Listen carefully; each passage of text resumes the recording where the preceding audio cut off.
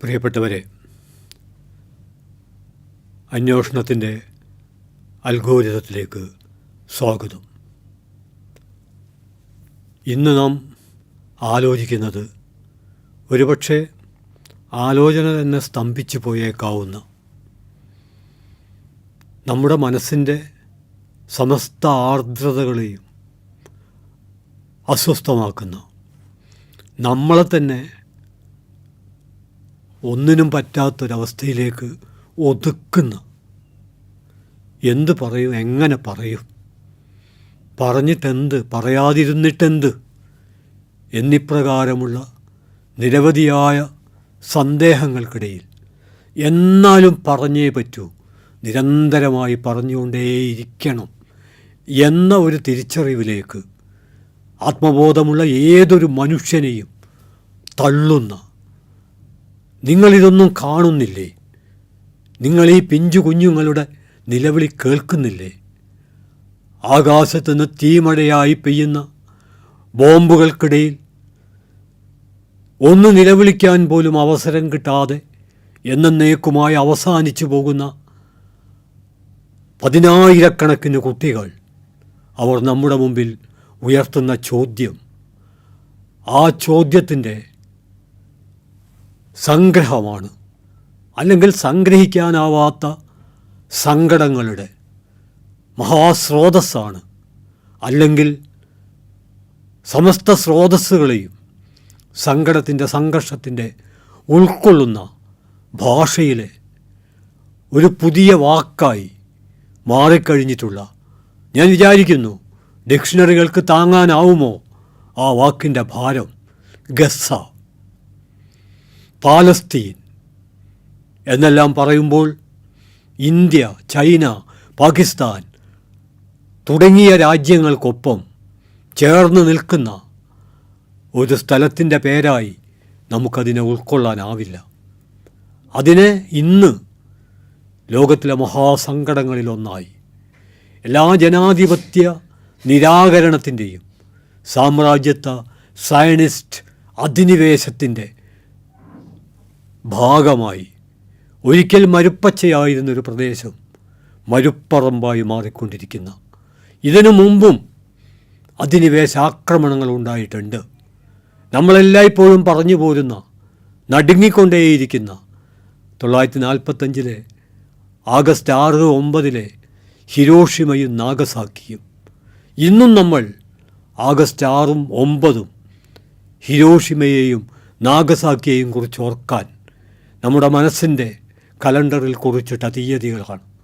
അങ്ങനെയാണെങ്കിൽ നമ്മൾ ഗസ്സയെ എവിടെയാണ് ഉൾപ്പെടുത്തുക, ചേർക്കുക? വിയറ്റ്നാം യുദ്ധത്തെക്കുറിച്ച്, വിയറ്റ്നാം അധിനിവേശത്തെക്കുറിച്ച് നമ്മൾ കേട്ടിട്ടുണ്ട്. പക്ഷേ അതിനൊക്കെ അപ്പുറമുള്ള ഒന്നായി ഗസ്സ മാറുകയാണ്.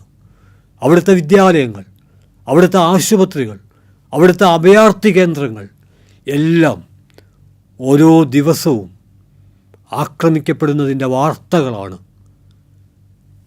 പ്രസിദ്ധീകരണങ്ങളിൽ വന്നുകൊണ്ടിരിക്കുന്നത്. ഐക്യരാഷ്ട്രസഭ പോലുള്ള ഒരു സംഘടന, ആ സംഘടന നിസ്സഹായമായി നിൽക്കുകയാണ്. അതിൻ്റെ പ്രസ്താവനകൾ, പ്രമേയങ്ങൾ, അഭിപ്രായങ്ങൾ എല്ലാം സയനിസ്റ്റ് അഴുക്കുചാലിൽ ഒതളങ്ങ പോലെ ഒലിച്ചു പോവുകയാണ്. ഇവിടെ മനുഷ്യരാരുമില്ലേ എന്ന് ഇടനെഞ്ചു പൊട്ടി ഗസ്സയിൽ സംഭവിക്കുന്നത് എന്താണ് എന്ന് പ്രാഥമികമായി മനസ്സിലാക്കിയാൽ ഏതു മനുഷ്യനും ചോദിച്ചു പോകുന്ന വിധത്തിൽ ഇന്ന് വന്ന പത്രവാർത്ത നമ്മൾ വായിക്കുന്നത്, ഐക്യരാഷ്ട്രസഭ തുറന്ന ഭക്ഷ്യവിതരണ കേന്ദ്രം, അധിനിവേശത്തിൻ്റെ ഭീകരതകൾക്കിടയിൽ ജീവിതത്തിൻ്റെ സമസ്തവും നഷ്ടപ്പെട്ട ഒരു ജനത നിസ്സഹായമായി ഒരു നേരത്തെ ഭക്ഷണത്തിന് വേണ്ടി, അതേ സുഹൃത്തുക്കളെ, ഒരു നേരത്തെ ഭക്ഷണത്തിന് വേണ്ടി ക്യൂ നിൽക്കുമ്പോൾ ഭക്ഷണപ്പൊതിക്ക് പകരം അവരുടെ ശിരസിൽ ബോംബിടുന്ന മലയാള ഭാഷയിലെ ഏത് വാക്കുകൊണ്ടാണ് ഈ കുക്രൂരതയെ അടയാളപ്പെടുത്താൻ കഴിയുക എന്നറിയില്ല. ചരിത്രത്തിലൊരു വാക്കുണ്ട്, ആ വാക്ക് രൂപപ്പെട്ടത് നമുക്കെല്ലാവർക്കും അറിയാവുന്ന ഒരു ഇംഗ്ലീഷ് വാക്കാണ്, ബോയ്ക്കോട്ട്. നമ്മളിന്നതിനെ ഒരു ക്രിയാപദമായിട്ടാണ് ബഹിഷ്കരിക്കുക. എന്നാൽ അതൊരു കാലത്തൊരു മനുഷ്യൻ്റെ പേരായിരുന്നു എന്ന് നമ്മൾ ഇന്ന് ഓർത്തെടുക്കണം. അയർലൻഡിൽ ഏൺ പ്രഭുവിൻ്റെ മാനേജറായി പ്രവർത്തിച്ച ചാൾസ് കണ്ണിങ്ഹാം ബോയ്ക്കോട്ട് കർഷകരോട് അയാൾ ഒരു കരുണയും കാണിച്ചില്ല. കർഷകരുടെ ദുരിതകാലത്ത് പോലും പരമാവധി നികുതി ഈടാക്കാൻ അയാൾ എല്ലാ ക്രൂരതകളും അവരുടെ മേൽ അടിച്ചേൽപ്പിച്ചു. സഹികെട്ട കർഷകർ അയർലൻഡ് ലീഗ് എന്ന പേരിലുള്ള സംഘടനയുടെ നേതൃത്വത്തിൽ ചാൾസ് കണ്ണിങ്ഹാം ബോയ്ക്കോട്ടിനെ പൂർണ്ണമായും ബഹിഷ്കരിച്ചു.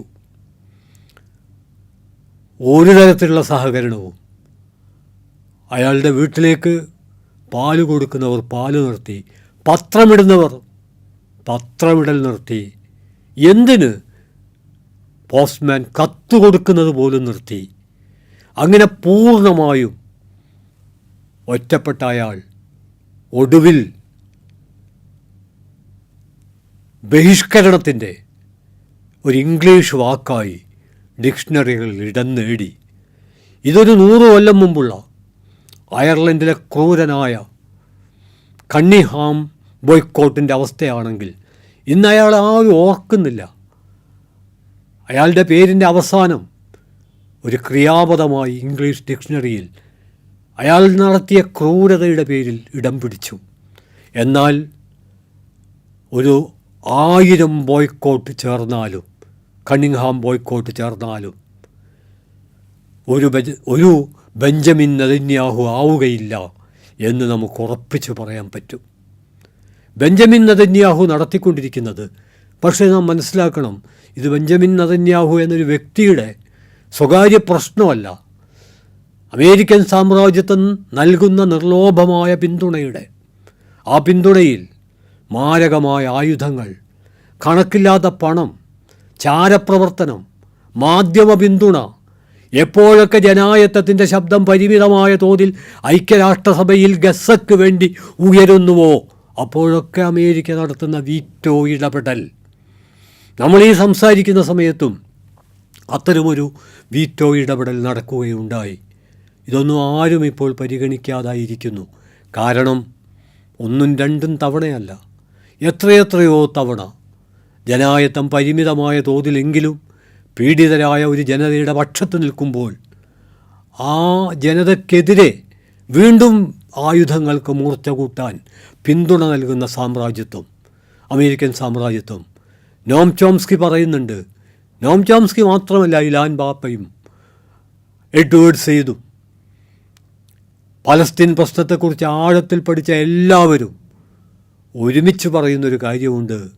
ഇസ്രായേൽ മധ്യപൗരസ്ത്യ ദേശത്തെ അമേരിക്കയുടെ ഒരു ഗുണ്ടയാണ്. 51ാമത്തെ സംസ്ഥാനമാണ്. അമേരിക്കൻ ബഡ്ജറ്റിൽ റിപ്പബ്ലിക്കൻ പാർട്ടിയും ഡെമോക്രാറ്റിക് പാർട്ടിയും ആരധികാരത്തിൽ വരുമ്പോഴും ഏറ്റവും കൂടുതൽ സഹായം നീക്കിവെക്കുന്നത് ഇപ്പോഴും എന്ന വാക്കിന് ഞാൻ അടിവരയിടുന്നു. കാരണം ഇതിനു മുമ്പ് കാണിച്ച ഭീകരതകളെക്കാളും എത്രയോ വലിയ ഭീകരതകളാണ് ഇപ്പോൾ കാണിച്ചു കൊണ്ടിരിക്കുന്നത്. ലഭ്യമായ ഔദ്യോഗിക കണക്ക് പ്രകാരം മാത്രം 50,000 കുട്ടികളാണ്. കുട്ടികൾ യാദൃച്ഛികമായി കൊല്ലപ്പെടുന്നതല്ല, കുട്ടികളെ കേന്ദ്രീകരിച്ചുകൊണ്ടുള്ള. കാരണം പലസ്തീനിലെ കുട്ടികൾ പോരാളികളാണ്, അവർ പ്രക്ഷോഭകാരികളാണ്. അവർ വളർന്നു വരുന്ന ചുറ്റുപാട് എന്ന് പറയുന്നത് ഗർജനങ്ങൾക്കും നിലവിളികൾക്കുമിടയിലുള്ള, സയനിസ്റ്റ് ഗർജനങ്ങൾക്കും നിസ്സഹായരായ ജനതയുടെ, നിസ്സഹായർ എന്ന് പറയുമ്പോൾ അവർ വെറും നിസ്സഹായരല്ല, പോരാളികളായി മാറിക്കൊണ്ടിരിക്കുന്ന ഇരകളാണ്. ആ അർത്ഥത്തിൽ ലോകം മുഴുവൻ അവർക്കൊപ്പമാണ് നിൽക്കേണ്ടത്. കൂട്ടത്തിൽ നമ്മളൊരു കാര്യം കൂടി ഓർക്കണം. ഞാനൊന്ന് സൂചിപ്പിച്ചു. 1948 മെയ് 14-15 ദിവസം ഇസ്രായേൽ നിലവിൽ വരുമ്പോൾ അത് ഇസ്രായേലിന് സ്വാതന്ത്ര്യ ദിനമാണ്. എന്നാൽ പാലസ്തീൻകാർക്ക് അത് നക്ബയാണ്. ദ ഗ്രേറ്റ് കറ്റാസ്ട്രോഫി, മഹാദുരന്തം. എത്രയോ നൂറ്റാണ്ടുകളായി തങ്ങൾ ജീവിച്ചു പോരുന്ന, തങ്ങൾ പിറന്ന മണ്ണിൽ നിന്ന് ഒരു ജനതയെ വേരോടെ പിഴുതെറിഞ്ഞിട്ട് എറിയപ്പെട്ട ജനതയുടെ വീടുകൾക്ക് മുകളിൽ അവർ അവരുടെ വിയർപ്പിൻ്റെ ഉപ്പുകൊണ്ടും ചോരയുടെ ചുവപ്പുകൊണ്ടും കെട്ടിപ്പൊക്കിയ സംസ്കാരത്തിന് മുകളിൽ മറ്റൊരധിനിവേശ ജനതയെ ഞാൻ അടയാളപ്പെടുത്താൻ ശ്രമിക്കുന്നത് ഇസ്രായേൽ ഭീകരതയിലൂടെ നിലവിൽ വന്നൊരു രാഷ്ട്രമാണ്. ഭീകരത കൊണ്ട് മാത്രം നിലനിൽക്കുന്ന ഒരു രാഷ്ട്രമാണ് ഇസ്രായേലിൻ്റെ മതം. ജൂതമതമല്ല, ടെററിസമാണ്, ഭീകരതയാണ്. എത്രയോ ജൂതമത പണ്ഡിതന്മാർ ഇസ്രായേൽ സയണിസത്തെ എതിർത്തിട്ടുണ്ട്, ഇന്നും എതിർത്തുകൊണ്ടിരിക്കുന്നുണ്ട്. ഇസ്രായേലിൻ്റെ അകത്ത് ഇസ്രായേൽ ഭീകരതക്കെതിരെ അവിടുത്തെ ജനത പൊരുതിക്കൊണ്ടിരിക്കുന്നുണ്ട്. പക്ഷേ എല്ലാറ്റിനെയും നിഷ്പ്രഭമാക്കിക്കൊണ്ട് ഒരു ജനതയെ പട്ടിണിക്കിട്ട് കൊല്ലാൻ, ആശുപത്രികൾക്ക് മുകളിൽ പോലും ബോംബിടാൻ, അഭയാർത്ഥി ക്യാമ്പുകൾക്ക് മുകളിൽ ബോംബിടാൻ ഇന്ന് ഇസ്രായേൽ ഭീകരത മുന്നോട്ട് പോകുമ്പോൾ ഞാൻ പറഞ്ഞു വന്നത്, ഒരു ബോയ്ക്കോട്ടല്ല, 1000 ബോയ്ക്കോട്ട് ചേർന്നാലും നെതന്യാഹു പ്രതിനിധീകരിക്കുന്ന സയനിസ്റ്റ് ഭീകരതയുടെ സമീപത്തൊന്നും എത്തുകയില്ല. അതുകൊണ്ട് ക്രൂരതക്കും ഭീകരതക്കും ആഗോളാടിസ്ഥാനത്തിൽ ഒരു പേര് നിർദ്ദേശിക്കാമെങ്കിൽ ആ പേര് ബെഞ്ചമിൻ നെതന്യാഹു എന്നും, മലയാളത്തിൽ ഏറ്റവും പരമമായ നാറിത്തരത്തെ ഉദാഹരിക്കാൻ നെതന്യാഹുത്തരം എന്നും പറഞ്ഞാൽ അധികപ്പറ്റാവില്ല. അത്രമേലുള്ള ഭീകരതകളാണ് അവിടെ നടത്തിക്കൊണ്ടിരിക്കുന്നത്. ഈ ഒരു പശ്ചാത്തലത്തിലാണ് ഗസ്സയെക്കുറിച്ച് ലോകത്തിലെങ്ങുമുള്ള മനുഷ്യർ കവിതകളായി, കഥകളായി, പ്രഭാഷണങ്ങളായി, സംവാദങ്ങളായി, പോസ്റ്ററുകളായി ലോകത്ത് എവിടെ മനുഷ്യൻ ജീവിക്കുന്നുണ്ടോ അവിടെയൊക്കെ നീതിക്ക് വേണ്ടി പൊരുതുന്ന ഗസ്സ നിറയണം. ചുമരുകളിൽ, മനസ്സുകളിൽ, പുസ്തകങ്ങളിൽ, സകല സ്ഥലത്തും ഗസ്സ നിറയണം. വിമോചന പോരാട്ടത്തിൻ്റെ ജ്വലിക്കുന്ന അറബിയിലും മലയാളത്തിലും സംസ്കൃതത്തിലും ഇംഗ്ലീഷിലുമുള്ള പദമായി, പദാവലിയായി ഗസ്സ മാറണം. ഞാൻ നേരത്തെ പറഞ്ഞു, നെതന്യാഹു എപ്രകാരമാണോ ജീർണതയുടെ ചുരുക്കെഴുത്തായി ലോകത്തിലെ സകല ഭാഷകളിലും ഇടം പിടിക്കേണ്ടത്, അതിൻ്റെ നേരെ എതിർപക്ഷത്ത് ഗസ്സ എന്നുള്ളത് ജ്വലിച്ച് നിൽക്കും എന്ന കാര്യത്തിൽ യാതൊരു സന്ദേഹവുമില്ല. ഇന്ന് പത്രവാർത്തയിൽ പരിമിതമായ തോതിലെങ്കിലും ഗസയിൽ നടക്കുന്ന കൊള്ളരുതായ്മകൾ റിപ്പോർട്ട് ചെയ്യുന്ന BBC-ക്കെതിരെ ഇസ്രായേലും അമേരിക്കയും തിരിഞ്ഞിരിക്കുകയാണ്. അതിൻ്റെ ലക്ഷ്യം വളരെ വ്യക്തമാണ്. അവിടെ നടക്കുന്ന ഭീകരതകൾ പരിമിതമായ തോതിലെങ്കിലും ലോകം ഇന്ന് അറിയുന്നുണ്ടെങ്കിൽ ആ അറിവിൻ്റെ കവാടങ്ങൾ കൊട്ടിയടയ്ക്കാൻ അതിൻ്റെ തുടക്കമായി വേണം, തുടക്കമെന്ന് പറഞ്ഞുകൂടാ, അതിൻ്റെ തുടർച്ചയിൽ വന്നിട്ടുള്ള ഒന്നാണ് BBC-ക്കെതിരെയുള്ള നീക്കം. അതുകൊണ്ട് ഐക്യരാഷ്ട്രസഭയെക്കുറിച്ചുള്ള ഒരു കാര്യം കൂടി ഇതിൽ നമ്മൾ ഓർമ്മിച്ചെടുക്കണം. കാരണം ഐക്യരാഷ്ട്രസഭ 1948 ഇത്തരമൊരു ഭീകരരാഷ്ട്രം നിലവിൽ വരുമ്പോൾ, ഭീകരരാഷ്ട്രമെന്ന് ഞാൻ ആവർത്തിച്ച് പറയുന്നത് പാലസ്തീനിലെ ജനതയെ അവിടെ നിന്ന് പുറത്താക്കാൻ വേണ്ടി രൂപം കൊണ്ട ഭീകര സംഘടനകളാണ് ഹഗാന, ഇർഗുൻ തുടങ്ങിയ, ലേഹി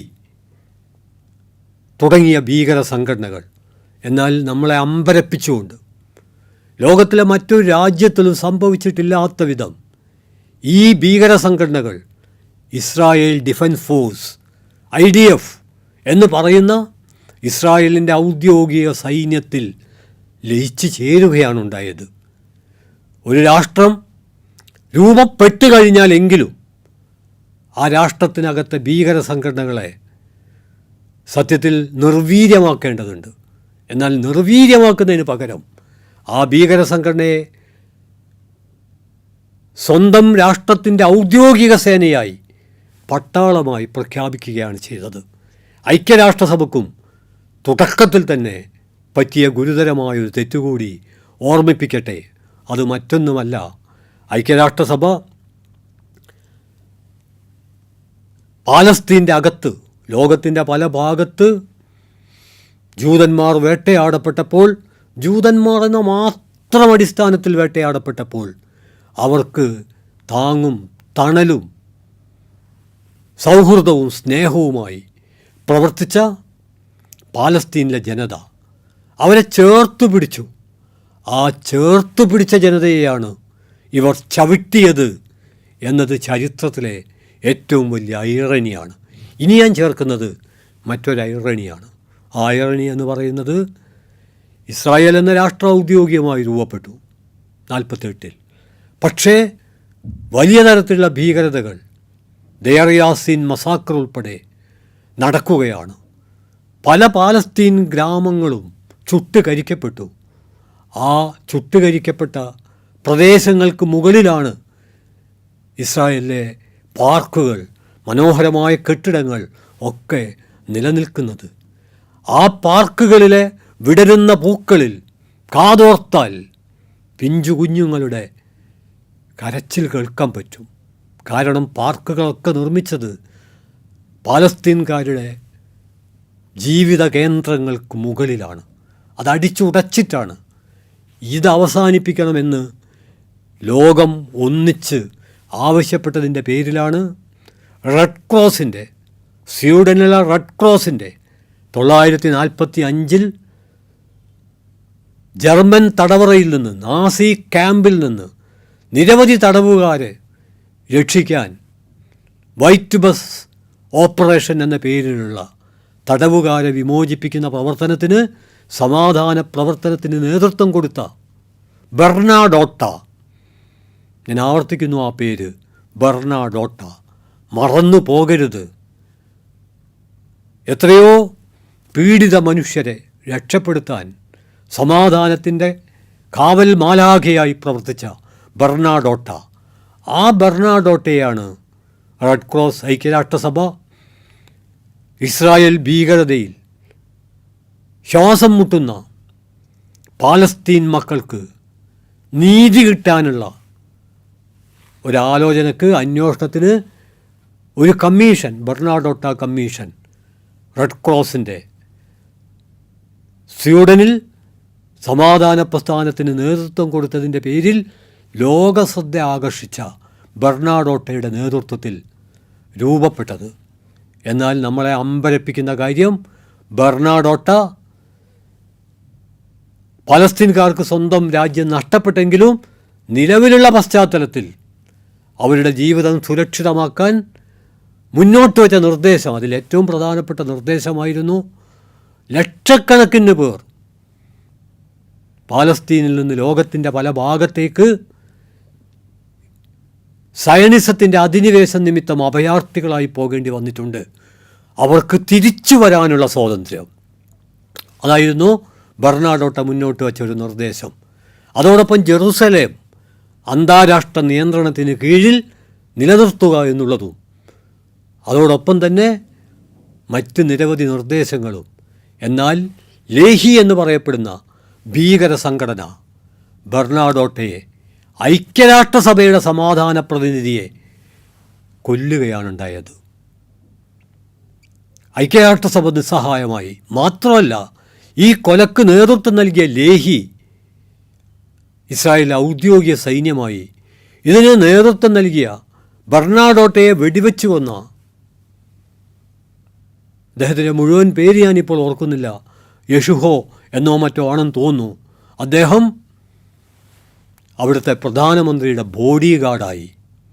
എന്തൊക്കെ പറഞ്ഞാലും ഇന്ത്യയിൽ മഹാത്മാഗാന്ധിയെ വെടിവെച്ച് കൊന്ന നാത്തൂറാം വിനായക് ഗോഡ്സെ തൂക്കിലേറ്റപ്പെട്ടതുകൊണ്ടായിരിക്കാം ആരുടെയും ബോഡി ഗാർഡ് ആവാൻ കഴിയാതെ പോയത്. പക്ഷേ ഇസ്രായേലിൽ അതും സംഭവിച്ചു.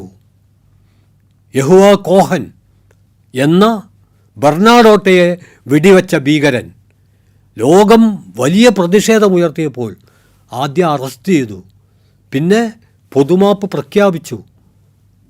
ഇദ്ദേഹത്തെ ബെൻഗൂറിയാൻ്റെ ബോഡി ഗാർഡായി നിയമിച്ചു. മറ്റൊരർത്ഥത്തിൽ പറഞ്ഞാൽ ഈ ഒരൊറ്റ സംഭവം മതിയായിരുന്നു ഐക്യരാഷ്ട്രസഭയ്ക്ക് ഇസ്രായേലിനെ പുറത്തു നിർത്തുകയല്ല ചെയ്തത്. ഇത്തരമൊരു പശ്ചാത്തലത്തിലാണ് സമീഹുൽ ഖാസിമിൻ്റെ UN-ലെ ഉടുത്തുരുങ്ങിയ മാന്യന്മാരോട് എന്ന കവിത, ആ കവിത പറഞ്ഞ് അവസാനിപ്പിക്കുന്നു.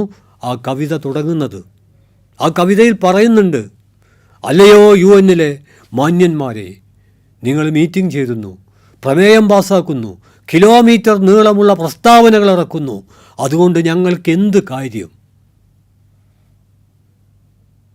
നിങ്ങൾ കണ്ണാടിയിൽ നോക്കിയാൽ നിങ്ങളുടെ മുഖം ചോര കൊണ്ട് നനയും. നിങ്ങളുടെ കിലോമീറ്റർ നീളമുള്ള പ്രസ്താവനകളല്ല, വ്യാജ വാഗ്ദാനങ്ങളല്ല, ഞങ്ങൾക്ക് വേണ്ടത് നീതിയാണ് എന്ന് UN-ലെ ഉടുത്തുരുങ്ങിയ മാന്യന്മാരോട്, നിങ്ങളുടെ കോട്ടല്ല, നിങ്ങളുടെ കഴുത്തിൽ കെട്ടിയ ടൈയല്ല, മറിച്ച് ഞങ്ങൾക്കാവശ്യം നീതിയാണ് എന്ന സമീഹുൽ ഖാസിമിൻ്റെ കവിത ഞാൻ ഓർക്കുന്നു. ഇനിയൊരു യുദ്ധം വേണ്ട എന്ന കാഴ്ചപ്പാടിൻ്റെ അടിസ്ഥാനത്തിൽ ലോകസമാധാനം സംരക്ഷിക്കാൻ രൂപം കൊണ്ട ഐക്യരാഷ്ട്രസഭയാണ് മധ്യപൗരസ്ത്യ ദേശത്തെ അമേരിക്കയുടെ ഈ ഗുണ്ടയുടെ കൊലവിളിക്ക് മുമ്പിൽ പതറിപ്പോകുന്നത് എന്ന് നാം തിരിച്ചറിയേണ്ടതുണ്ട്.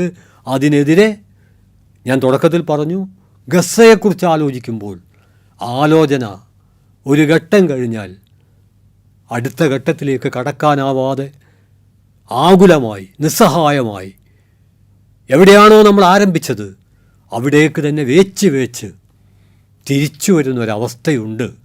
എങ്കിലും മനുഷ്യ സമൂഹം അത് മറികടക്കപ്പെടേണ്ടതുണ്ട്.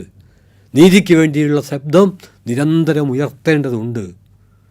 എന്തു തന്നെ സംഭവിച്ചാലും ഗസക്കൊപ്പം ഞങ്ങളുമുണ്ട് എന്ന് ലോകത്തിലെ മുഴുവൻ മനുഷ്യരും ഒരൊറ്റ ശബ്ദത്തിൽ ഒന്നിച്ച് പറയുന്ന ഒരു ദിവസം സയണിസം അതിൻ്റെ എല്ലാ ഭീകരതകളും അവസാനിപ്പിക്കാൻ നിർബന്ധിതമാകും എന്ന ശുഭപ്രതീക്ഷയോടെ പൊരുതുന്ന ഗസയിലെ ഇത്രമാത്രം ഭീതിജനകമായ അവസ്ഥയിലൂടെ കടന്നു പോകുമ്പോഴും ധീരമായി പൊരുതുന്ന, നീതിക്ക് വേണ്ടി പൊരുതുന്ന ഗസയിലെ ജനങ്ങൾക്ക് അഭിവാദ്യങ്ങൾ അർപ്പിച്ചുകൊണ്ട്, ഗസക്കൊപ്പം നിൽക്കുന്നവർക്ക് അഭിവാദ്യങ്ങൾ അർപ്പിച്ചുകൊണ്ട് ഈ വാക്കുകൾ അവസാനിപ്പിക്കുന്നു.